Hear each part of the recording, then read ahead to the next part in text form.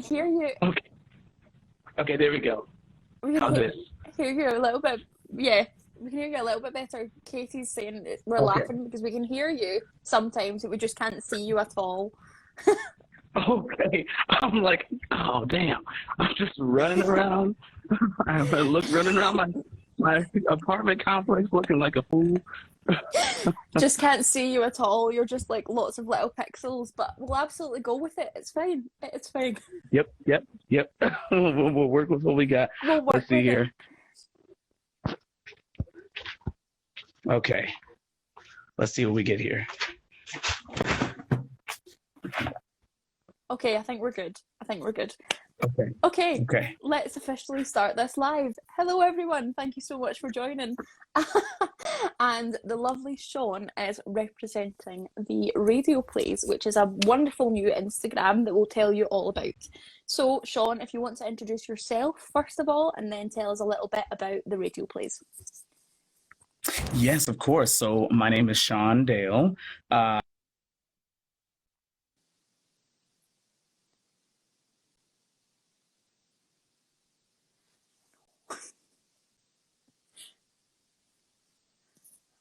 Oh no, I think we spoke too soon, Tom. I think we spoke. Again? No. We lost you a tiny bit. So my name's Sean. We heard that. That's all we heard. My gosh. Okay. So I am Sean, and I'm living between Los Angeles and Atlanta, Georgia Okay. right now because my wife is a travel nurse. And so we've just been kind of like going in between both, trying to, do the acting thing, making it work out both ways. But, that's kind of how Radio Plays was spawned. It was at the start of the pandemic. And, when needs arise for things to get done, that's kind of where Radio Plays fit in. We were like, well, how are people supposed to continue to put out their work or showcase the wonderful writing and the wonderful acting that they can do and have done with this pandemic going on and with stages closed all around the world, and with that slowly opening up right now, which is great. But at the time, it's like, we need to find a way to continue to showcase writers, showcase performers, showcase directors during this time when people are trying to scramble to figure out how they're going to get their work out. And so that's how Radio Plays was born. We, my team and I, we came together. We sent out a bunch of emails to a lot of our writer friends and to a lot of different writing groups, and just started acquiring scripts and reading them and breaking them down to see what would be a good first start, with this podcast's form of acting. And it also, I know this, I'm talking too much, but it also came from just the admiration of it came from the admiration of how in Britain, in the UK, it's radio plays and radio acting and radio dramas are just so prevalent and like accessible. Yeah. And so, we don't really have a huge scene for that here. And that also was part of the impetus for really trying to bring to life, or at least rejuvenate this life of radio drama. Absolutely. Here in the States. You fill that gap in the market, Sean. You fill that gap. I'm gonna feel that gap. I'm gonna feel that gap. You fill that gap. See a need and I take it. See a need, fill a need. That's right. But yes, tell us a little bit more about creating something through a lockdown. Like, tell us a bit about the actual how do you even start it? And also, obviously, with the cast essentially not even being able to be together to rehearse or to put the thing together, how does that even work? Can you tell us a bit more about it? Yeah, so the team at Borderless, and Radio Plays have just been amazing from the start. As soon as we were all on board with this idea of creating this, everyone went out, and got themselves, despite the shortage, got themselves a solid microphone.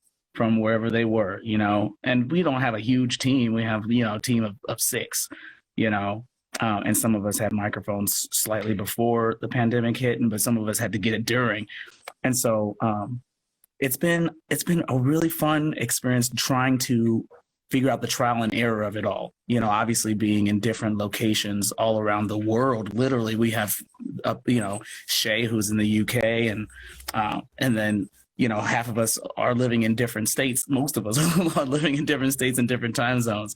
But, coordinating, we have a great Cara is like a master coordinator with those things. And so we knew that if each of us could fill, the gap where we know we can contribute the best, besides acting and besides directing, then we can actually, really pull this together and make all of this happen. So the rehearsal process has been actually fairly straightforward. We've, you just coordinated a time, get into our groove with rehearsing and recording at the same time.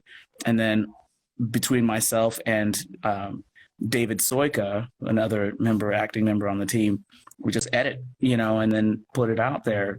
I guess if that's to answer your question. Yeah, of course. It's been I would say it was actually more easy it was easier than I thought it was going to be. I think than we all expected it to be. Yeah. I mean, we knew there were going to be some challenges along the way with,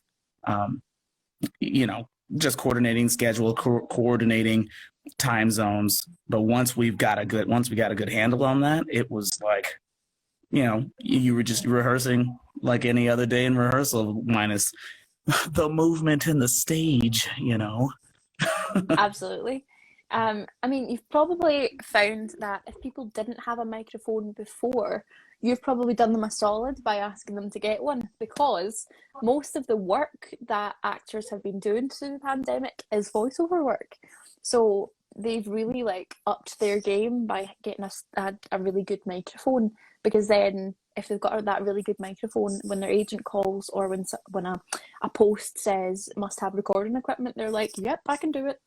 So at least they've got this experience behind them that they can now successfully put out some audition material for a voiceover job, which is really, really good. 100%. And it's been great for us to just dip our toes into this world of voiceover that is so vast. Yeah. That, most people don't really realize how big and how deep this community flows.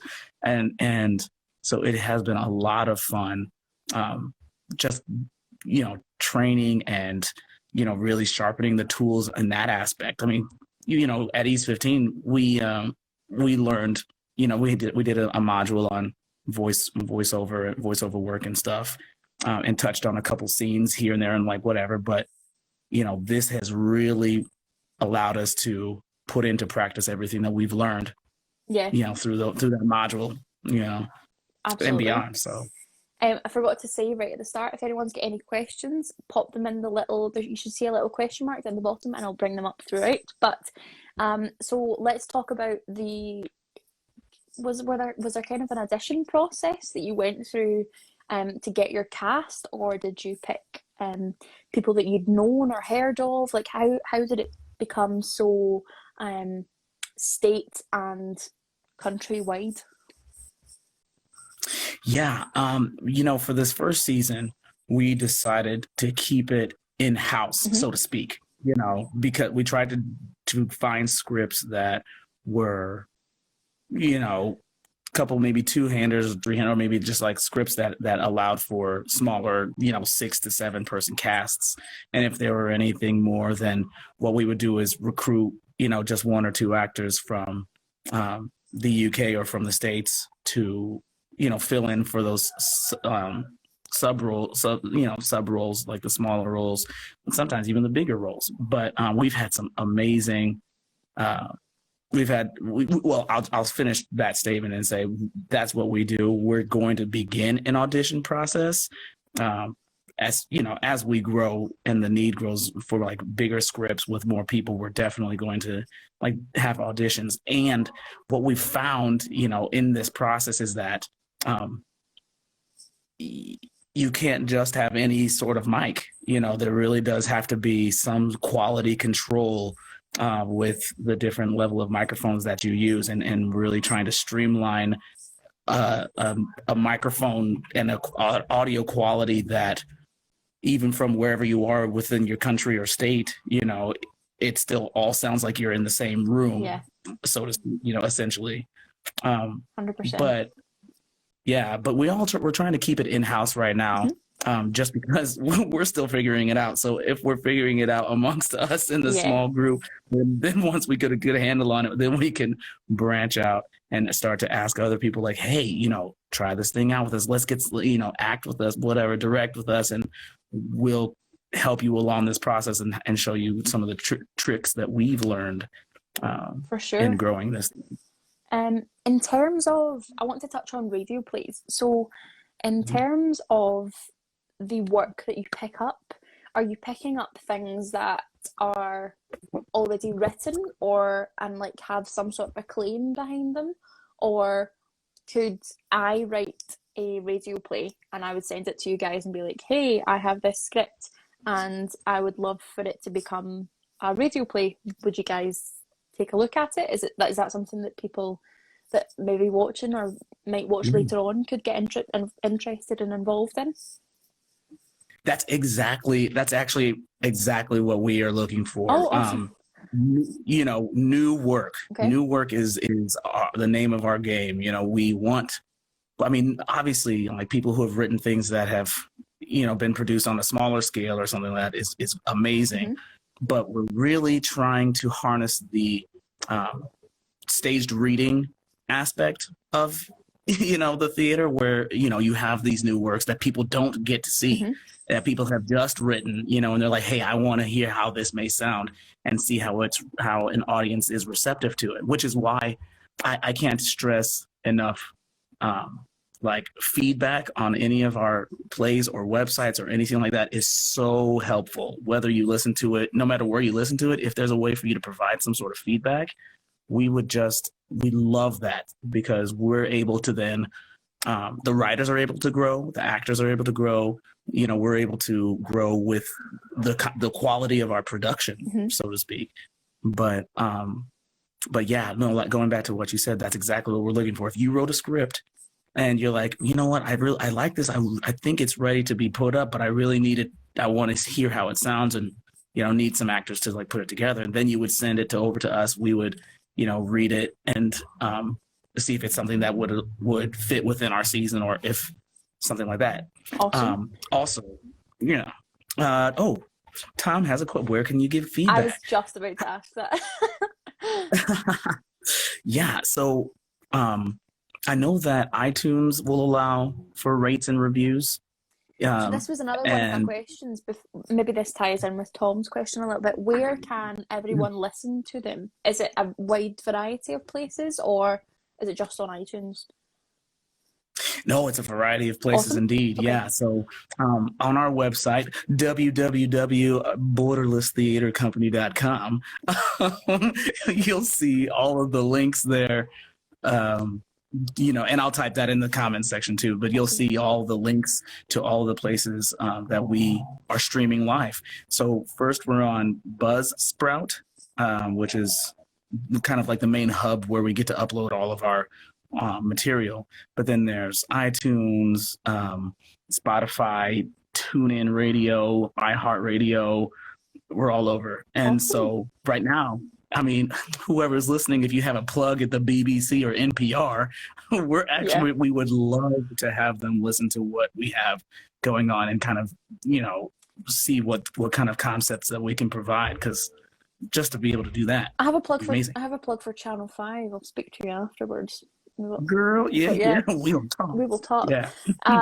But yes, so that's where everyone can see it and where we can give feedback. But I have a question for you. Because you have been involved in this process so far, what, in your opinion, makes either a good, and then what takes it from good to a great radio play? Ooh, writing. The writing is paramount. It's just the writing. When you have good writing, obviously, then it just elevates the acting, it elevates the directing, it elevates just the quality of what we're able to produce. Okay. And we've done a really great job of vetting the various writers that have sent scripts across our table. We had so many from the first season that we weren't able to do that. We might even like have to revisit them for season 2 just to be able to produce them. But if that answers your question, like that's The writing. I would say the writing is the most is what takes it from good to great. Yeah.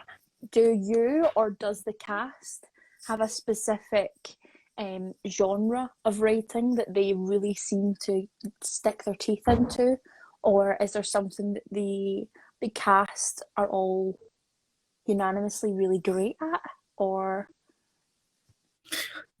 because we all have different experiences and different, like a different resume, basically, like with our theater experience, even before East 15, we all are adaptable and able to really shine in certain lights, like in with certain scripts, if I so to speak.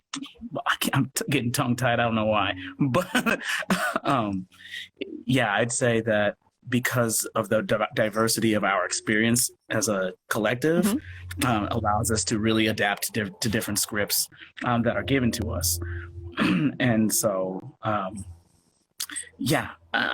there was more to that, and now I've lost my train of thought. Don't worry. I'm just looking through the questions, and Tom has put some in the little box. I'll bring it up. Do you look for completed scripts, or do you go through an R&D process? It's a little bit of both.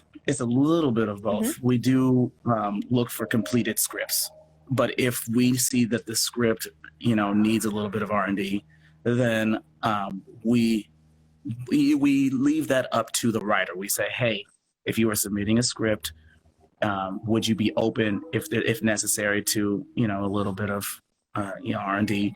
And if so, great. What are some things? Then we go through the parameters of what they're willing to part with and what they're not willing to part with, and da da da da da. Like we had a writer submit something for the first season earlier on, and just to be able to tweak it for the podcast radio play, medium, we already had to kind of make a couple little tweaks, but she was so flexible. Her name is Emily McLean, and her script is called Copper Angel, and I was just talking to somebody yesterday about this, and it's just a wonderful, wonderful play. So when you even before R&D, and there wasn't a whole lot we even needed to do. It was really just tweaking it for the medium, but she was very flexible with allowing us to kind of tweak her script a little bit, which we are very grateful for. So do you guys have someone come in from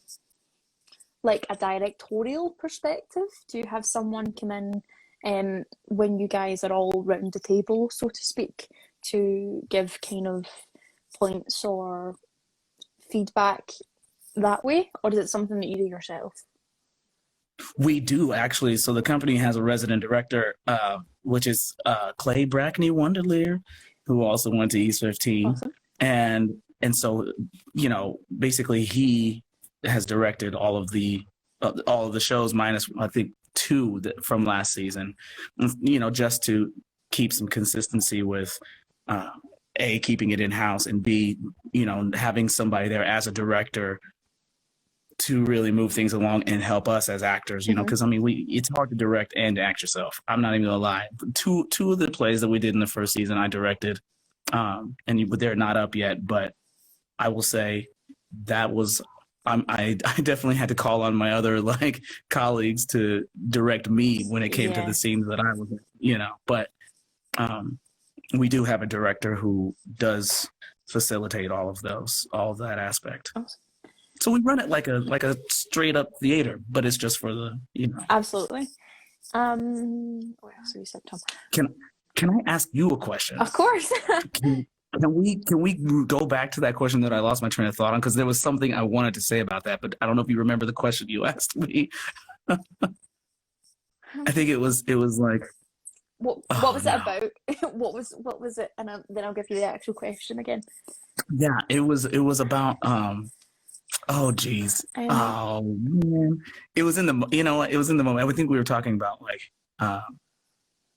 the write, like I said, the writing is paramount or something oh like yeah, that. Something so along if you said the writing was paramount, I had asked, what do you think what makes a really good or great radio play? And you'd said the writing of it makes it paramount. You'd said that um, yeah. the writing of something takes it from good to great. Is that where you're going? That's where my head was going. And you know what? The moment is gone because I still don't remember what I wrote. It's okay. But it was something So that had linked from that last question into that question. I was like, oh man, I want to hit, but it's fine. It might come up, it may it not. will come back We'll to you. It's see. okay. Tom also Yeah. said, for your open submissions, where would people send things to? Yeah. So we on our website we have kind of a contact us link, which sends people to btcradioplays@gmail.com. And that is where we are accepting submissions for new plays and new work.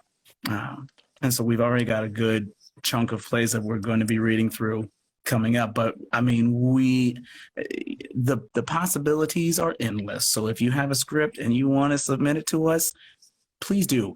I remember what I was going to say. Holy crap. Okay. I was going to say, that our audience are the writers as well. So like not only do we really focus on the acting and making sure that we have obviously good chops in that department and good directing skills, but like our purpose is to serve the writers out there who want their work to be seen, because without your work, writers, without your work, we do not have jobs. And so like we need your new scripts. We need the world to see your new scripts, and we will produce those new scripts if you want, to hear what they may sound like on, potentially for the stage and beyond. So that's kind of what I was thinking about. I mean, it's a great platform for someone to walk in with. Let's take myself. I have writing experience, but no writing experience in terms of a radio play. So it would be a great experience for me to walk in, a completely newbie, and be like, hey, Sean, I have this thing. I don't know if it's a radio play. I would like to hear it. And for someone to hear their own work back to them, but not just in their own head, must be a huge thing for some people. Like, it must be a colossal feat to have lots of different actors acting out their own work. So I can imagine how the writers must feel when their like podcast or thing gets aired, and I can imagine how excited they would be. But yeah, it's such a good experience for people, not just from the acting perspective, but from a writer's perspective. Yeah. Oh, and I mean, it's likewise for us too. I mean, whenever we see the writers light up, after we're finished reading their script for like the first time, and to see them kind of take a breath, like a sigh of relief, to know that their scripts are in good hands, and all they can say is like, yeah, you guys are great. I'm really excited for this. To have that reassurance is speaks volumes to us as well. So 100% what you're saying. Yeah, 100%. So sweet. Tom also asked, what is your advice on sound equipment for voice actors / performers? I mean, I'd say do your research. We all have different microphones that we're using right now, some varying in price from, the $50 to $200, and up. It just depends on kind of like where you see your voiceover future going. But I would suggest, looking at just doing a simple search of top 10 podcast microphones, for beginner or even just for beginner podcasters, because they will give you some amazing selections out there that won't break your bank, but will, really provide at least a picture of what the quality needs to be and what parameters you need to set for each microphone and stuff. And then when you're doing, the editing and stuff, I personally use Adobe Audition just because it's more robust, I guess. In short, it's got a lot of elements that you can use to fine tune or like, you know, master a track or add different effects and all that kind of stuff that you can't do like in Audacity or like GarageBand. But that being said, Audacity has come a long way, and there's a lot of things that you can do. Hello, Mark. There's a lot of things that you can do. I know. So that's awesome. Yeah. To kind of ask you a couple more questions before we wrap up. Sure. What would you say? So in terms of the radio plays and moving forward and looking ahead, seeing into the future, what would you like from the radio plays, and what are the exciting projects that you've got coming up? Yes, well, I let's see which question to answer first. I'll answer the first one. What would I like from the radio plays? What I would like would just be a steady stream of writing coming in, because obviously that, like I said before, like that's what keeps us going. Mm-hmm. And especially like the excitement. I want people to get excited for what we're doing, and see the benefit that we provide to writers, and actors and directors. But, you know, obviously, again, you know, I don't have to repeat myself, but yeah, like I want people to see the benefit and tell their friends, like really tell people that, like, tell their writer friends, especially, like, hey, look, there is a place for you to showcase your work, for, you know, your new work for the world to see. Mm-hmm. So that, you know, people can pick it up, listen to it, and, you know, who knows where it can go from there. You know, if somebody listens, you could take that track of somebody listening, of somebody acting out your play, and say, hey, I want to do this script on your stage. If you want to hear what it could potentially sound like, mm-hmm. here's a sample track of, you know, actors acting it out. Da da da da da. Absolutely. And then the second question, which was, do you have any exciting new projects coming up, like ones that really put fire in your belly? Oh my goodness, yeah, and that's a great question, because it allows me to kind of backtrack and say, I know I already plugged Copper Angel mm-hmm. from Emily McLean, but like, which is just an excellent play. But every play that we have from every writer that we've, you know, worked with this first season is just exceptional. Like, it's exceptional. And so Copper Angel, I'm for sure excited about. And, you know, not to play the neutral game, you know, or anything like that, but I truly am excited for the next, you know, all the plays that are to come after, even after Barra's, like Barra Swain, her anthology that we'll be finishing up over the next month. Like next week, we'll have her last play, and then 2 weeks after that, we'll have a live interview with her, which is just amazing. So you want to tune in for that. But like it's been great. Like, it's been from her all through. They've just been great. So I can honestly say that I'm excited every time I get a chance to upload a new play. Yeah. And this last one that we're working on now by Dan Brown, not to get mistaken with the Dan Brown from, you know, the from the Da Vinci Code, yeah. but equally amazing writer. Mm-hmm. We are working on his last play, which is called Happy Places, and that's gonna come out later this year too. So awesome. Yeah. We've got another quick question from Mark. Mark said, who are your radio play inspirations from the past, writers, producers, performers?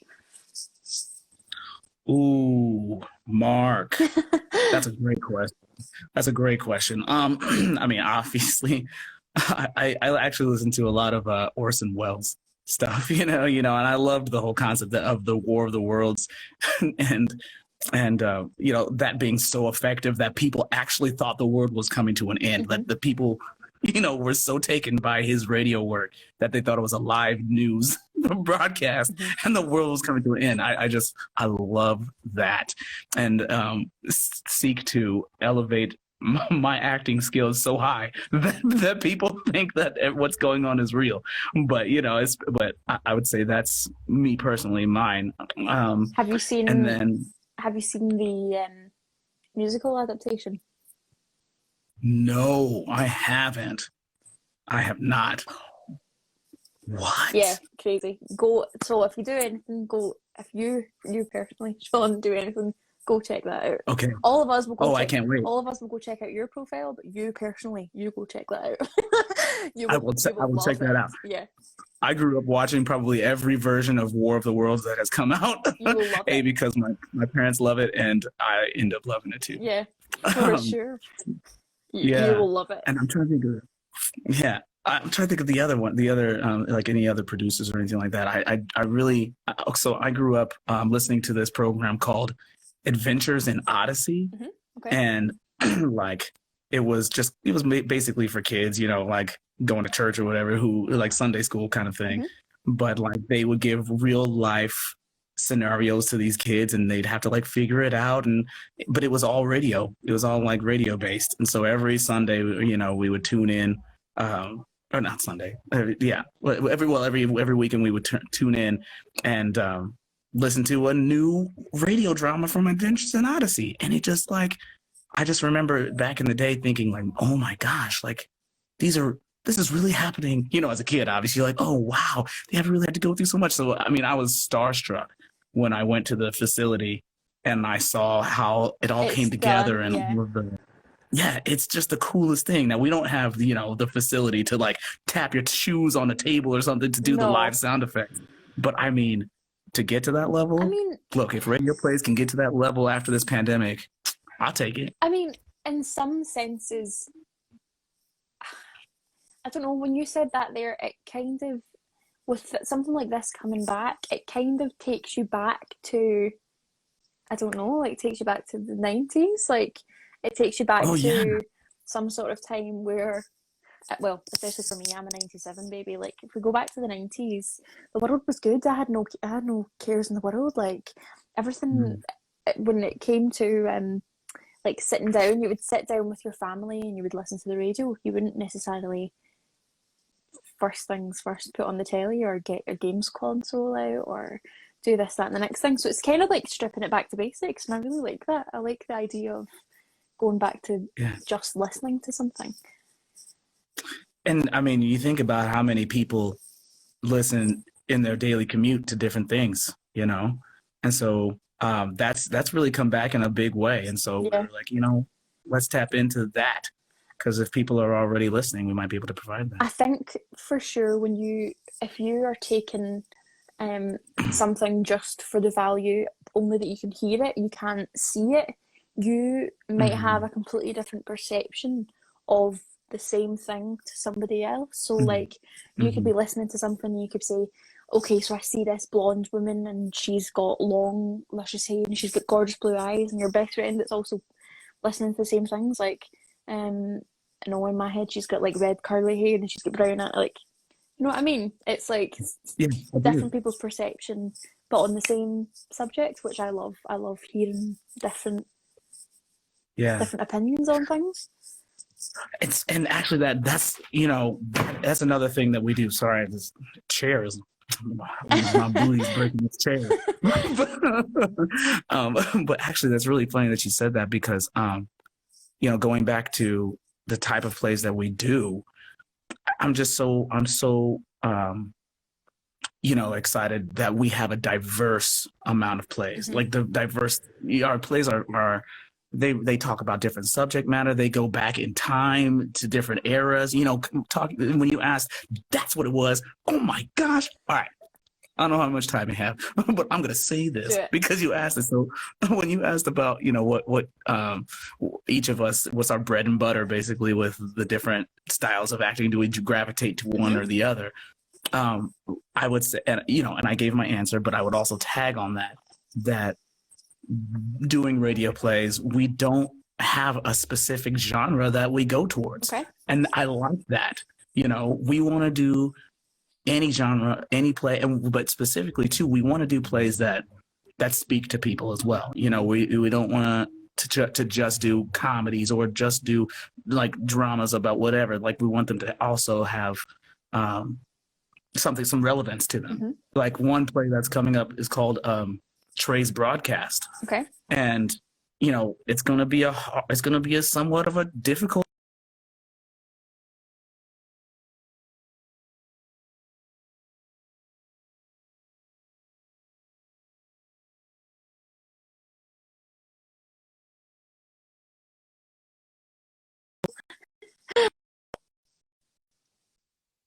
Oh Lord, say no.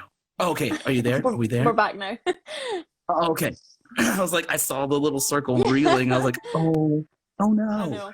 I know. Where did I leave you? No, we got to different broadcast. We got to there, and then you cut out.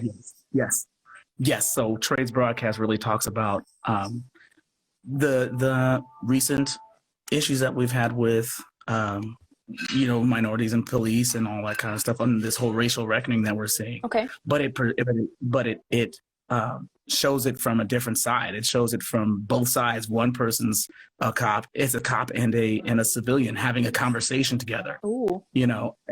And they're related. They're brothers. Not to give too much away, but it's going to be one of those that's the kind of work that we want to do. We're not like, we don't want to just. We want to say a lot of things. Yeah. We want to speak to the relevant things. Mm-hmm. And if you have a play out there that's like relevant to a specific issue, we want to talk about it, because it creates dialogue, it creates conversation, and 100%. that's what plays should do. That's what plays should do. Absolutely. I'm just going to laugh at Tom's comment. Tom says, "It'd take you back. My thought was the 60s, and Colby says the 90s. I mean, yes, my thought, Tom, you'd be proud of me, Tom. I actually thought of a scene, and I believe it's David Tennant's Doctor Who, and it goes back to the 60s. It's either 50s or 60s. But it's not as if I can comment on the 50s or 60s. I was born in 1997. I'm just a Wayne. I'm just wee. So, but yeah. So if anyone else has any closing questions or comments before we wrap up, Sean, do you have any last questions or things that you'd like to talk about? Questions, not specifically, but I just love what you guys are doing. I just love what you guys do at Car Crack. Everything you do, it's always engaging to different, us artists. I just, you guys, y'all are my people, you know what I mean? You're my people. And so I really do, though. I appreciate the you guys and how you are trying to, bring people together in this community and really speak to us as artists. Oh my gosh, we have a question. What's the most challenging part of doing a radio play? Yeah, the most challenging part of doing a radio play is voice placement. I would say making sure that you're not as big, obviously, as you're doing on stage, but really making it an intimate experience, I'd say. In short, like for me personally, making it an intimate experience, like you're just talking with someone without but really expressing, getting the point across audibly, okay, rather than visually, okay. You've talked yourself into this one, Sean. So I'm really sorry for what you're about to go through, but this is how we're going to end this little car share. So what you have to do for me is, with you just talking about the different voice qualities, I'm a vocal snob. I love the voice. I just love it. I love everything that a voice can do. So what you have to do for us all is you have to do either 5 different accents or 5 different vocal intonations or emotions, but they all have to convey different things. So how you would do it on your radio play.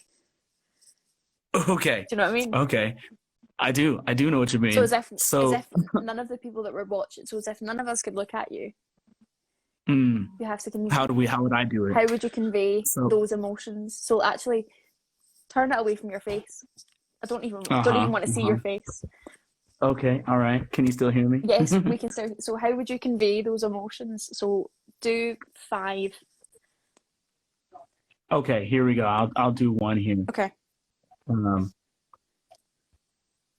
I was really thinking about you the other day, and I really enjoyed our time together, and I was just so touched at how much time you spent. And I want you to know that, you're the most important person in my life. That's so cute. Maybe this is not the best experience with just me on the camera, because if you say something mushy, I'll be like, oh, Sean loves me. Hey, you could do a whole Colby reacts to Sean's voice series. Absolutely. Colby reacts to all the vocal intonations. Colby reacts. I definitely want to All right, here we go. Let's try I it. definitely want to hear some accents in there, Sean. I don't believe that you can't do accents, so give me an accent. Oh dear. All right. I haven't practiced my RP in so long, but I'm gonna do this. Oh, it's hard to. I'm trying to think about different things. Here we go. All right. I don't know what to say, but I hope that everything is all right. If it's not, please tell me, because I need to know. I need to know now. And if you don't tell me, then I don't know what I'm going to do. Well done. That was a pretty good RP. Look, I'm so embarrassed, but it was better. It was better Well 2 years ago. Well done. Thanks. Thank you. Yeah, Tom, that's exactly who I thought of, Tom, Mr. Darcy. Do you know what I mean? Ooh. I'm Yeah. I'm gonna try an audition for the next Bridgerton. Absolutely. Well, I think you would actually slide right into Bridgerton quite easily. I think you would be very castable in Bridgerton. I would love. Look, I didn't watch Bridgerton until after the hype. Me too. But now I'm on it. Yeah. I don't fall into the hype thing, but if it's good, I'll give credit where credit's due. For sure. Well, I won't make you do the other three. I've embarrassed you enough, but they were great. I totally understand where you're coming from in terms of like the different types of intonation do really change the way it would come across. But I totally believe you now. I'm converted. I believe in radio plays. Oh, great. For all, I'll do this. For all of our other accents and accent work, please listen to radio plays at your, wherever you listen to podcasts, and you'll hear much more. Shameless plug. No, absolutely. Well, if you ever have anything like the interview that you're doing in 2 weeks' time, if you bring out some sort of promotional, send it over to us, and we'll be sure to let everyone watching know, and let everyone that's following Car Crash Productions know. But if you're not already, go and follow the Radio Plays Instagram and check out everything that they've got going on. Don't forget, with this new crazy algorithm, the best thing that you can actually do is save a post and comment on a post, and then it is share it and like it. So remember, that is the best thing to do if you want to help little artists such as ourselves. But no, thank you so much for taking the time out today, Sean. We absolutely loved speaking to you. And Colby, yes. And I'll no doubt speak to you soon. Yes, no doubt. Whenever you have the urge to call me and we'll chat some more, I'm here. Thank you for. That's right. Just call me. I'll be there. I'll be there. Just call my name. Yeah. but yeah. Thank you though. It's been so fun. It's been so much Enjoy fun. the rest of your day. You've still got your whole day ahead of you. It's 10 o'clock here. So... I'm going to the beach. Oh, the beach! I'm so jealous. I know. It's a nice day, so I can't not go. I'm so jealous. Well, enjoy your day at the beach, and we'll no doubt speak to you soon. Thank you to everyone that's joined in, and tune in to the next one. Bye! Yes. Bye-bye.